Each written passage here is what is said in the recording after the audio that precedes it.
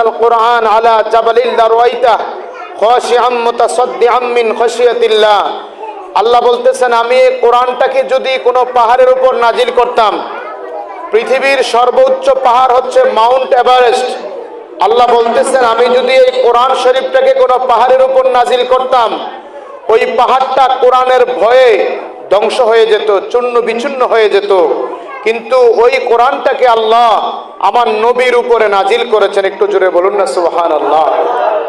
সেই কোরআনটাকে 30 পারায় ছোট্ট কোরআন শরীফটাকে আল্লাহ পাক, যে কোরআন শরীফটাকে পৃথিবীর বড় পাহাড়ের উপর রাখলে ধ্বংস হয়ে যেত, চুরমার হয়ে যেত, ওই কোরআন শরীফটাকে একটা 8 বছর 9 বছর একটা 10 বছরের বাচ্চার সিনার মধ্যে আল্লাহ পাক প্রতিস্থাপন করেছেন। জোরে বলুন না সুবহানাল্লাহ।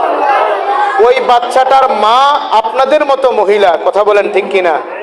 যার সন্তানটা কোরআনে হাফেজ হয়েছে, দ্বীনি মাদ্রাসায় যার সন্তানটা পড়লো, ওই ব্যক্তিটাকে আল্লাহ বলেন দুনিয়া এবং আখিরাতে আমি ইজ্জত দান করলাম। জোরে বলেন সুবহানাল্লাহ।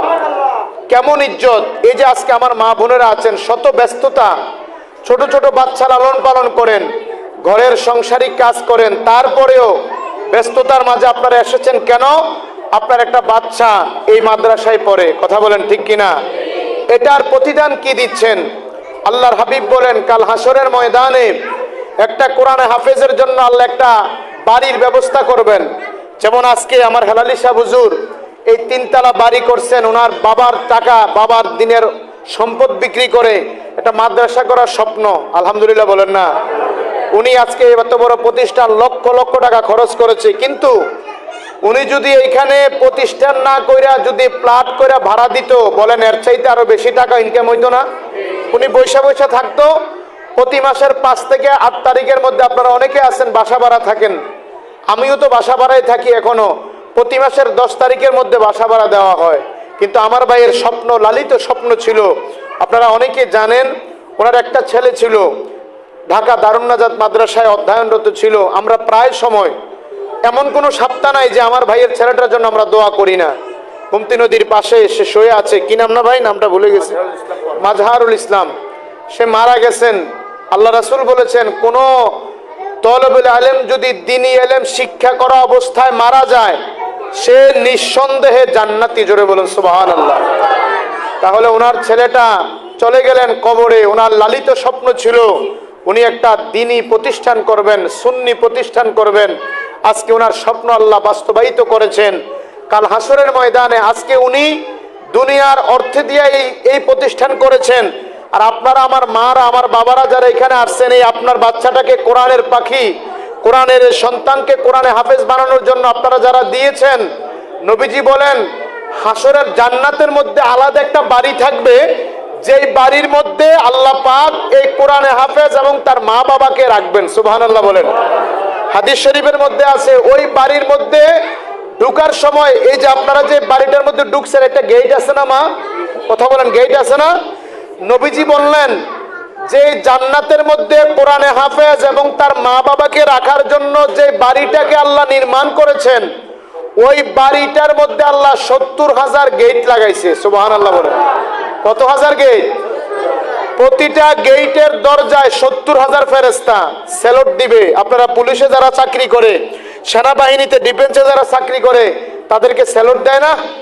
আল্লাহর নবী বলতেছেন, আপনার সন্তানকে আপনি কোরআনে হাফেজ বানাচ্ছেন, কাল হাসরের ময়দানে যখন ফয়সালা হবে, জান্নাত দেওয়া হবে, এই সন্তানটাকে সাথে সাথে তার মা বাবাকে 70,000 গেট থাকবে, প্রতিটা গেটের দরজায় 70,000 ফেরেশতা থাকবে, আপনাদেরকে স্যালুট দিবে। 70,000 গেট, প্রতিটা গেটে 70,000 ফেরেশতা। আপনি বাড়িতে যাই আজকে গুণ করবেন ক্যালকুলেটর দিয়া, এক একটা দরজায় 70,000 ফেরেশতা, 70,000 দরজায় 490 কোটি ফেরেশতা কোরআনে হাফেজ এবং তার মা বাবাকে স্যালুট দিবে। জোরে বলুন সুবহানাল্লাহ।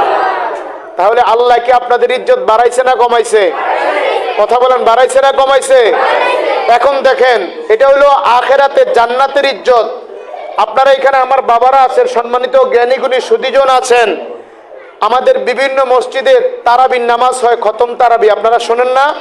অনেক মারা তো খতম তারাবি পড়লে হাফেজ সাহেবের জন্য খাবারও পাক করেন।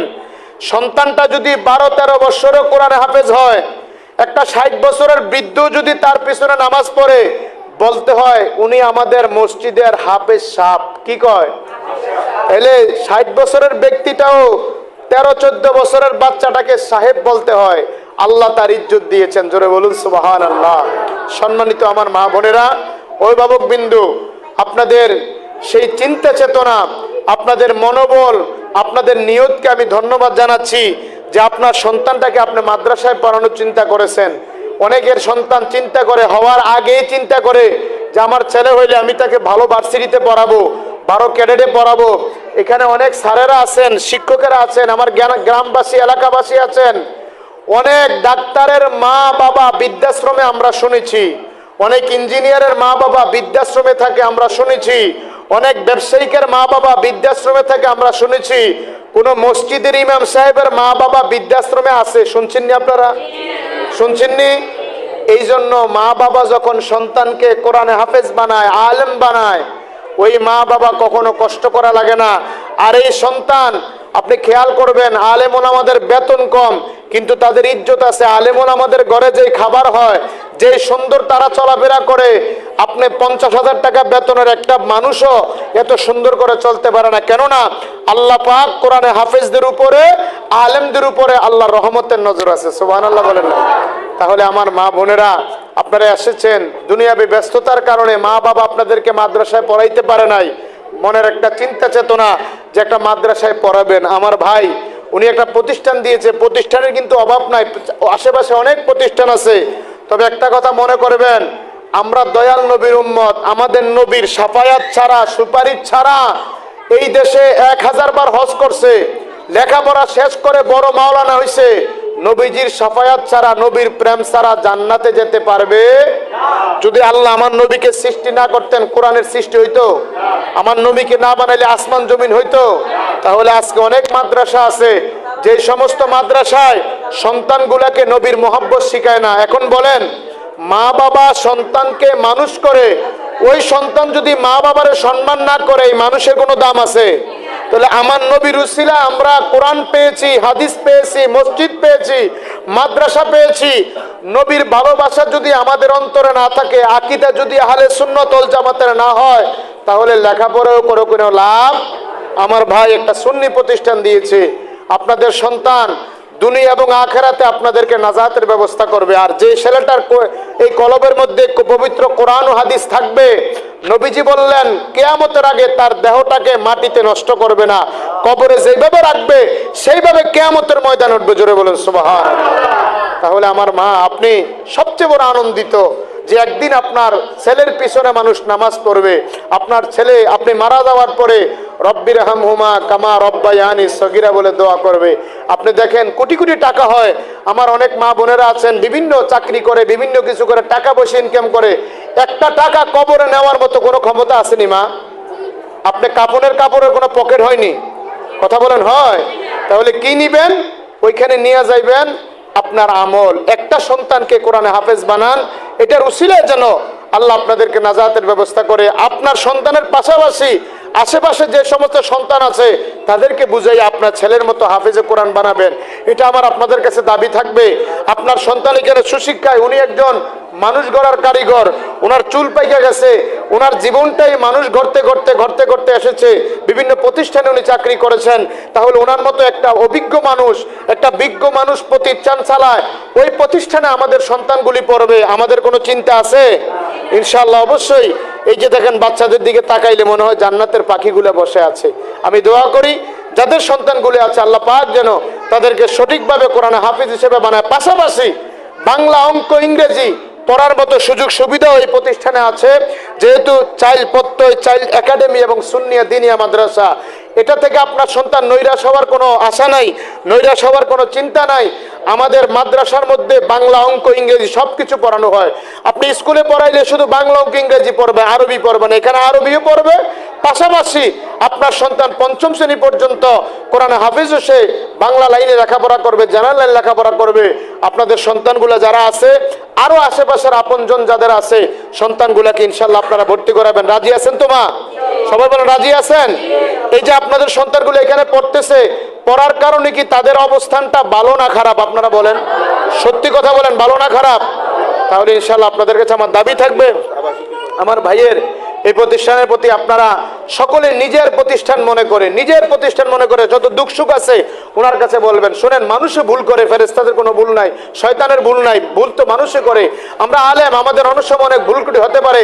আপনারা বলবেন, আজকে অভিভাবক সমাবেশ, অনেক অভিভাবকরা কথা বলবেন, যদি মাদ্রাসার কোনো ত্রুটি বিচ্যুতি থাকে আপনারা বলবেন, ইনশাআল্লাহ আমার ভাই এটা সমাধান করার চেষ্টা করবেন। এবং আবাসিক আছে, অনেকের বাচ্চারা বাড়িতে দুষ্টামি করে, বাড়িতে পড়তে চায় না, কারণ দেখা যায় একটা ছেলে আপনার মাদ্রাসায় পড়ে, আপনার মেয়েটা তো স্কুলে পড়ে, সে কিন্তু সময় শেষ হলে টেলিভিশন লাগাইয়ে দেয়। বা আপনার একটা ছেলে স্কুলে পড়ে, সে কিন্তু অন্য মন মানসিকতায় গেমের জগতে ঢুকে যায়। এই জন্য মাদ্রাসার ছাত্রদেরকে কিন্তু শয়তান বেশি গ্রাস করে, যেহেতু তারে খারাপ পথে নেওয়ার জন্য শয়তানের চিন্তা থাকে বেশি। সাধারণ মানুষের সাথে যদি একজন শয়তান থাকে, হুজুরের সাথে থাকে 5 জন, কারণ তাকে চায় শয়তান খারাপ পথে নেওয়ার জন্য। ওইখান থেকে চেষ্টা করে বাচ্চাকে আপনি আলেম বানাইতে হবে। আবাসিকের ব্যবস্থা আছে, কত সুন্দর মনোরম পরিবেশ। যদি আপনাদের সন্তানগুলোকে আবাসিকে রাখার চিন্তা চেতনা থাকে, ইনশাআল্লাহ আপনারা এখানে আবাসিকই দিবেন। আশেপাশে আপনাদের যারা আছে মা বোনেরা, তাদের কাছে বলবেন যে একটা প্রতিষ্ঠান করেছেন হেলালি সাহেব, আমরা এই প্রতিষ্ঠানটাকে ঘরে তুলবো, এই এলাকাটাকে একসময় কোরআনের আলো দিয়া আলোকিত করবো। আল্লাহ যেন তৌফিক দান করে, সকলে বলে আমিন। আমরা আল্লাহর দরবারে, আমার আসলে প্রোগ্রাম আছে, সময় কম, আমি আর কথা বাড়াচ্ছি না। আপনাদের সকলকে অসংখ্য ধন্যবাদ। আমার মা বোনরা যারা কষ্ট করে এসেছেন, দেখেন আমার বাবাও আলেম, আমার মাও ছিলেন আপনাদের মতো একজন সাধারণ মহিলা। আমি ওই ঘর থেকে আজকে সারা বাংলাদেশে 64 জেলায়, ভারত সহ বিভিন্ন জায়গাতে আমি গুনাহগার আলোচনা করি। আপনাদের আশেপাশে চাঁদপুর, বউবাজার, এগুলো আমি অনেক মাহফিল করেছি। ইউটিউবে চার্জ দিলে পাবেন, মাওলানা আব্দুল কুদ্দুস আল কাদির, আমার নামটা চার্জ দিলে অসংখ্য আলোচনা পাবেন। আমার মা বাবা অনেক কষ্ট করেছে আমাকে মানুষ করতে যাইয়া, কষ্ট করার কারণে আজকে আমি এই পর্যন্ত আছি। আপনারা একবেলা কম খাইবেন, একটা নাস্তা কম করবেন, বাচ্চাটাকে দিবেন, আল্লাহ খুশি হবে, নবী খুশি হবে। এই সন্তানটা যদি আপনার এই পরিশ্রমের টাকা দিয়ে একদিন মানুষ হয়, আপনি দুনিয়া আখিরাতে শান্তি থাকবেন। আল্লাহ যেন আপনার মা বাবা, আপনাদের অনেকের মা বাবা নাই, তার নানা নানি নাই, দাদা দাদি নাই, প্রত্যেকটা নামাজের ওয়াক্ত দোয়া করে নানা নানির জন্য, দাদা দাদির জন্য। আপনি আর চাইতে আর কি পাবেন? হুজুর দিয়ে আপনি দোয়া করেন, কিন্তু আপনার ছেলে দোয়া করলে এটা এর আগে কবুল হয়। সুবহানাল্লাহ বলেন না? আল্লাহ যেন আপনাদের সকলকে কবুল করে, সকলে বলি আমিন। আসুন আমরা একটু মুনাজাত